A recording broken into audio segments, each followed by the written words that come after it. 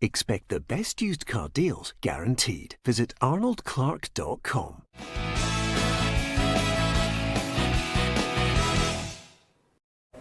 Welcome to Peter and Roughie's football show, sponsored by Arnold Clark. It is Monday the 9th of March. I'm Peter Martin. Thank you very much for joining us on the programme. In the studio, Alan Rough, Alison McConnell and Barry Ferguson. We're going to look back over the weekend and we'll be looking ahead to a big week, not only for Rangers in Europe, Hearts, St Mirren and Celtic thrown into the mix.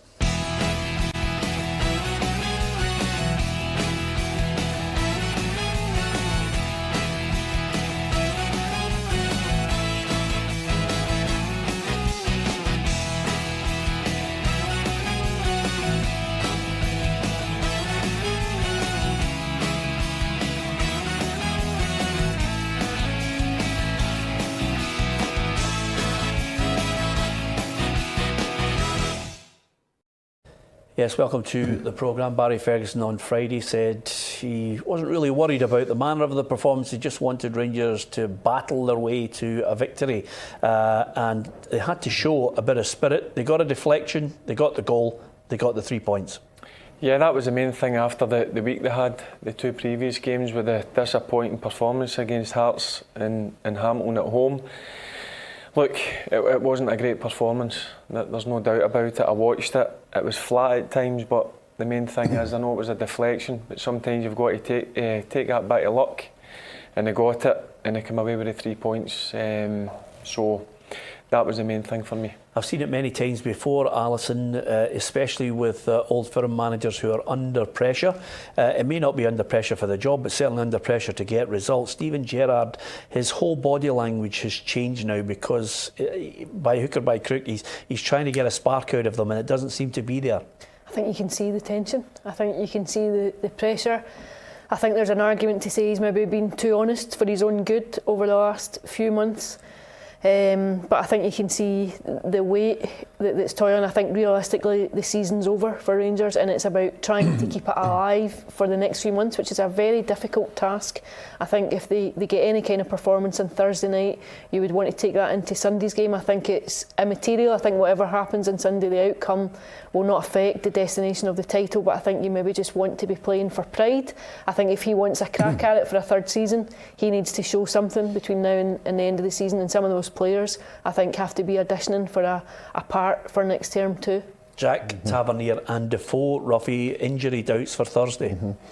Yeah, I don't think the Rangers team can afford to drop any big players for any of the games coming up, and these are three big players. I think he really needs them to get them out of the position they're in just now. He'll be looking for a big performance in midweek, obviously, to go into the Celtic game. I think you would always want a positive result, to take into that game with you. And Rangers have, in Europe, shown us that they can compete with the teams, but I think this is a really good side. This is a really good side for a really strong league, and if they were to do this one, I think he'll be fair chuffed with it. Yeah, I wouldn't be surprised if it was 2 victories for Leverkusen, Barry. I think they're that strong. I think it's a level up again. You think maybe Rangers can somehow disassociate themselves from what they're producing domestically to rise again in Europe? Yeah, because they're the underdogs, Peter, going into that game on Thursday night. There's not as much pressure because when you play back here and domestically, they're always favourites to win games. So that's the reason why I think they might get something out of the game. And also Bayern, listen, there's no doubt that Bayer Leverkusen are a top team. They play in a top league. But many of the players won't have sampled an atmosphere like Ibrox on a European night. So that's where I'll hold on to Rangers getting something. Yeah, okay. Here's how the Rangers result from yesterday fits into the overall fixtures that took place over Saturday and Sunday. Of course, Celtic were playing on the Saturday and thumped St Mirren by 5-0. Aberdeen defeated Hibs.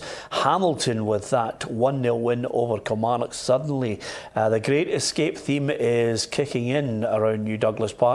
And Hearts with a 1-1 draw against Motherwell, and it was St Johnstone getting a 1-0 win over Livingston. And with the weekend's games, especially north and south of the border, lots of talk surrounding players that are just emerging with performances that's giving Scotland manager Steve Clarke and certainly the Tartan Army and pundits like ourselves that little bit of confidence is the performance of certain players.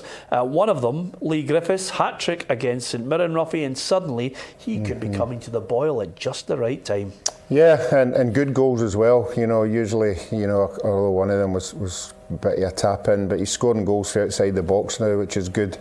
He does link up with his pal up front. I wish we could just get Edouard to play in a Scotland jersey, and I think I'd be a wee bit more confident of the two of them. I've said all along, I think he needs somebody up front. If you look at all the hard work that he does up there, it's with a partner. And I think that's what we need to do. I think the manager needs to find somebody to play off him or round about him. Yeah, and to be fair, the way you've pronounced Odsonne Edouard's name over the last couple of weeks... I left his first name out. I actually think he has some Scottish blood in him, because you've never given him that French pronunciation yet. But nevertheless, do you think, Ali, it's Griffiths and Edouard to start up front on Sunday? Yes, I do. I think the fact that Celtic have such a commanding lead in the league that I think you can afford to go and make a statement and afford to go and show a bit of swagger. I think the fact they lost that game in December clearly rankled, and I think that you might see a performance that reflects that. I think Celtic will win comfortably, and I think it will be a team that goes out, that plays to their attacking strengths. Yeah, Barry, you've always said that you wanted Griffiths to get back to form for Scotland, maybe not in time for Sunday, to be perfectly honest with you, but nevertheless, he seems to have, grasped the opportunity. This, I wouldn't say second chance. I'm sure there are a few misdemeanours that he regrets in his time, but having spoken to him, and I spoke to him last week, he's just so determined. He's got the bit between his teeth again. Yep, you've got to give him great credit, Peter, for coming back. There was a lot of people doubting him, and we spoke about it at length in here. He may have to go on loan, but fair play to him. He's obviously knuckled down. He's worked hard in training, and for me, I've always said it, when a fit Lee Griffiths is firing, he's the best striker in Scotland. There's no doubt about it. He's the most natural goal scorer, and for me, you want him in the Scotland national team as well. I think he's got to be... Steve Clarke will put him straight in. As I said, I think he is better when he links up with a striker, and I think going on the national scene, you've got Stephen Naismith who could just play off him, so that could be a link up. But listen, the thing you've got to give Lee Griffiths is, as I said, tremendous credit. He's come back for a long, hard road in terms of off-field problems, but he's knuckled down and he's getting his rewards now with scoring goals. Should Rangers' backline be worried if they see Edouard and Griffiths starting on Sunday? Yeah. Every time I've watched Celtic with the 3-5-2, I think Celtic look at their strongest. And if Neil Lennon comes and plays that way, Rangers are going to be in for a tough time, there's no doubt about that. OK, we're going to talk about another man who really is setting the heather on fire, but down south. We'll be talking about Billy Gilmour just shortly, but we're going to have an announcement now, which I think will get Roughie and Barry excited, because Barry, Roughie, myself and Darren Jackson throughout the competition, which was basically for you and your partner potentially come with us to watch Manchester City against Real Madrid. Luxury travel down there, wee bit of lunch, wee bit of banter, watch the game, and then luxury travel all the way back up. There are so many chances to win here on this channel with PLZ Soccer, and with the trumpets blaring, here is the answer and the winner.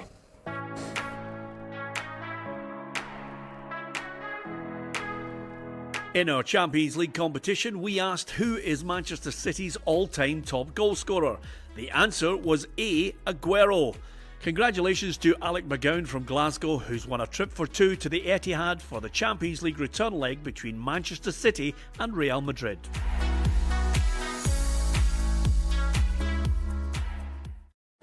Well, I have to tell you, Roughie, pulse is racing. You're looking forward to it. Yes, I think it'll be a great day for Alex. It is Alec and not Alex. No. It's Alec. Where are you going with this, Roughie? Oh, sometimes a female, male name, you know, it's a male, yeah, Alex. Yeah. Well, yes, I'm sure that. I'm sure it'll be a big. Photograph. Yes. You happy? Yeah, I think it'll be a great day for Alex. And who's he bringing? His partner? His son. Fantastic. I have to say, Barry, we did actually mock up a Facebook page and show him a photograph of somebody completely different, just because I knew he would. And I thought to myself, we better make sure Darren brings a defibrillator in the car for him. Yeah, when you showed him the kind of fake picture, he just looked round at me with a big smile. No, listen, I can't wait to go. Yeah. Brilliant stadium. Two fantastic teams. It'll be a great day. Oh, what a game it's going to be. Listen, that's Man City against Real Madrid. There are going to be more chances to win. In fact, I don't need to tell you that, because on the YouTube channel, you've got a chance to win yourself a Peugeot 3008. Yes, a cracking SUV. It is a fantastic car, and courtesy of our sponsors, Arnold Clark, you could be one of 10 people heading to Firhill on the 29th of March. Barry could be curling a ball through a moving car and winning you that car. So get onto our Facebook page, PLZ Soccer, have a look, it's pinned right to the top, and you'll see the competition, and get entering now to win yourself a car. It doesn't get any better than that, I have to tell you. Now, from Lee Griffiths to the man of the moment, and I say man, I'm maybe overestimating here. This young boy is literally setting the heather on fire down south, and I'm talking about Billy Gilmore. 2 man of the match performances, and his manager Frank Lampard raving about him. One of the most pleasing things for me with Billy today was that he showed those balls in the first half, but then when he stepped up and played one of the higher midfield players, instantly took it on board, arriving in their box, playing balls higher up the pitch. So he showed that he can do both, which again is a great thing for me when I'm thinking about how the midfield looks at times. Billy Gilmore, it's the name on everyone's lips, his performances. Even Roy Keane mentioned that he was almost out of his seat on the game last week. Couldn't believe his performance. He just seems to be moving onto a different level completely, Barry. Yep, I watched the game yesterday, and it's fantastic to see Peter. Fearless, wants the ball all the time, plays with his head up. Only 18-year-old as well. If he keeps going like that, and the good thing is, I think he will, because the word that you hear about him is he's always last off the training ground. He listens and wants to learn. I think Scotland national team is going to have a superstar on their hands. There was a wee suggestion that he might be announced in the under-21 squad, but boy, there's a lot of pressure now to get him into the squad. Some people calling for him to be playing, but you know, maybe I think that's more in desperation for where we are than anything else. Yeah, I appreciate that. I think in times gone by you would be willing to say give him a full season at least, or even see how he goes into his second season before you start talking about international football. I think it's reflective of just the dearth of real quality that we've had for such a long time, that there's so much excitement when you see promise. I think his back-to-back man of the match displays have got everyone's attention. I think the calibre of praise that has come for him adds to that and adds to the weight. I had a few months back, I was saying I think it was too early to give him time, to excuse him the weight of pressure going into the national team that it will bring. Now I'm not so sure. Now I think you can see the justification why you would want him in the squad for that game against Israel. I think just if he starts on the bench and you introduce him to the game, you give Hampden a huge lift, you give supporters a huge lift. I can see why. I think when you look at the manner of the performances against some top quality players, you think, well, why not? Roughie, on the bench or a starter? I'd play him in the under-21 game. I'd say, let's see, you know, what you've got, and give the boy a bit of confidence. Hopefully he's a main man, and we put him in the squad, you know. And I remember when Scotland went to see Georgia once. Georgia had a young boy, 18, in the team nobody had heard about, and he was absolutely magnificent. Yeah, what was his name? Karanki Niki. Do you know what? See if you'd given me any kind of a hint. We can lads saying it. Yeah. If you'd given me any kind of a hint that you actually knew what you were talking about. Yeah. No, on it, the point I'm making is this 18-year-old boy absolutely ran the show. And from start to finish, and if Billy Gilmore's as good as this, yeah, and he shows. You can't remember. Yeah. No, do you know what, Peter? I would bring him into the squad, let him go and train, let him get used to the surroundings, all the guys. And do you know what, Steve Clark? I think after 2 or 3 days with the boy training, they'll be like, look, he's got to start. But I think the best thing for him, as Alison mentioned earlier on, bring him on, give him a bit of taste, just build him into it. Yeah. But as I said, I think the guys get everything. What age were you when you got your first cap? Just turned 19. 19. Yeah. Over in Lithuania. Then it was. Did you feel overawed? No, the squad at that time was Ian Durant, Alan McCoy, Paul Lambert, Tom Boyd, all these sort of guys. No, they welcomed me in and made me feel comfy. And I never felt out of place. It's one of the ones where I think he's got that kind of attitude that he's fearless. And you've got to be that if you want to try and make a right name for yourself at a very good level. You've got to have that bit of fear, fearless about you, and he's certainly got that. Okay, big game this week at Paisley. It's St Mirren against Hearts. It's so tough to call this one. Of course, Hearts managed to get themselves a point at the weekend, and the manager Daniel Stendel happy enough. At the moment, I would say sometimes it's the first chance as a goal, but I think what changed is our reaction. Our reaction was not 2-0, 3-0. Our reaction was keep our game, try to create the chances, and we scored a goal. And it was not a team from the bottom in the league. It was a good team, and I think for this we can satisfied with the result today. Well, you got to give him credit. He's had 2 wins and a draw. He stopped the rot. He's getting something from them, Ali. Boy, does he need to get something on Wednesday night. St Mirren took a 5-0 hammering against Celtic at the weekend, but I think Jim Goodwin had his eyes elsewhere. Absolutely, I think it's huge for both teams. I think St Mirren have got a fairly strong record at home. I think no matter what he's done in the last 2 or 3 games, it counts for nothing. Now, he needs to come away from Paisley with something, but the problem is that St Mirren have exactly the same predicament. There's a whole narrative about whether Hearts are too good a team to go down or too big a team to go down. I think their performances haven't been reflective of that for the entirety of the campaign, and I think very much what happens over the course of the 90 minutes here might just be definitive for either team. If they lose it, I think you could see a slide. You could see one of them becoming detached at the bottom. Give me a prediction. I'm going to go for a draw. I think it'll be a scoring draw. I think the fact that both teams need to score, I think both of them will go for it, but I'm going to go for a 2 each draw. Barry? I hope 2 teams go for each other, but I can't see it. I think it's going to be an edgy sort of game, so I think St Mirren will just edge it 1-0. Yeah, I'm going to go for St Mirren as well. I think at home with whatever the crowd is behind them, I think they've got the advantage, so I'm going to go 2-1. Yeah, okay. Ali, I don't know if you noticed on a Monday, but there's a definite divide in the camp on a regular basis on opinion. It's usually you and I against these two. I'm monitoring it just to see if it starts to become a thing, Ali. But that's the way it's going. I'm going to go for a draw as well. Who knows? Listen, it's just a guess at the scoreline, Roughie, to be perfectly honest with you. What about the Aberdeen result, Roughie? Because they managed to see off Hibs. Yeah. They're only a point behind Motherwell in third. Yeah, I thought Hibs were doing well. I thought Hibs were doing very well before the sending off. I didn't agree with the first booking, possibly the second booking for Whittaker. But up until then, I think Scott Allen was playing well. Another fantastic ball through for the goal. But in the end, I think Aberdeen, you have to talk up because they won. Yeah. But I think if you're realistic and you really look at that game, they were very fortunate. Okay, just briefly, a couple of things. Ali, the Ackies continue to defy. They managed to see off Kilmarnock by a 1-0. Brian Rice, I can hear the Great Escape theme. I don't know about you. It's huge. It's been a huge week. 6 points. That I think they would probably have been happy to take 3 at a push. Maybe you're looking at it and you think you might come out with 1.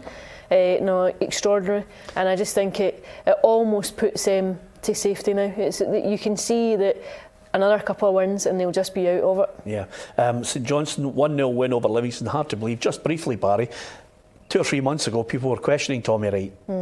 I know. Again, for me, I'm shocked that he's never got a bigger job. Yeah. Again, they struggled. Let's be honest, they did struggle the first half of the season, but again, he's not got a lot of money. His budget's very low, and he keeps getting results. Yeah, Tommy Wright. I think they're looking for top 6. He's thinking top 6 for the split. Just briefly before we go, got to mention Scott McTominay because we've mentioned 2 other players, Griffiths and Billy Gilmour. Scott McTominay's goal to put the icing on the cake, Roughie, against Manchester City at Old Trafford yesterday was just a joy to watch. Well, that's another one. The Man United manager was muted to be going to be out of a job as well. But when you get results, you know, and players play with a lot of confidence and people get behind you, and that was the result I don't think any of us saw coming maybe 2 months ago. Yeah, absolutely. It's a strange, fickle world, football. You can be calling for a manager's head based on the evidence that you see before your very eyes, but maybe someone in a higher position just is a more sensible approach, giving them more time, and Ole Gunnar Solskjaer seems to be turning it around. It's all about opinions. You can give us yours across all our social media outlets at PLZ Soccer on Twitter. Our Facebook Live, Barry's had a chat with me, Roughie as well, and we thought to ourselves, why don't we, instead of going to Ibrox, which sometimes is on the cards, why don't we do a Facebook Live watch along, and I think we're going to do that on Sunday. So ahead of the Old Firm game, Rangers against Celtic, you can join us on Facebook Live, and it'll be Roughie, Barry, myself, and we'll see if we can coax someone else in there just to try and give it a bit of balance as well. Rangers against Celtic, join us for that if you can, and let's not forget YouTube as well. You can share the YouTube, get people to follow us. You can subscribe yourself and you'll get all the latest updates as well. And if you want, there's still time to catch Chris Doolan, the Partick Thistle legend. He was our podcast guest. It's out there. Thank you to everyone who's putting it right up the charts in the UK podcast charts. Get it, click on it, down at Spotify, Libsyn, Deezer, and of course Apple, and you can get it on our YouTube channel as well. And just to finish off, don't forget, you can win a car courtesy of our sponsors, Arnold Clark. Get onto our Facebook page now. Thanks to Roughie, thanks to Alison, thanks to Barry, and from myself, Peter Martin. We'll see you again tomorrow.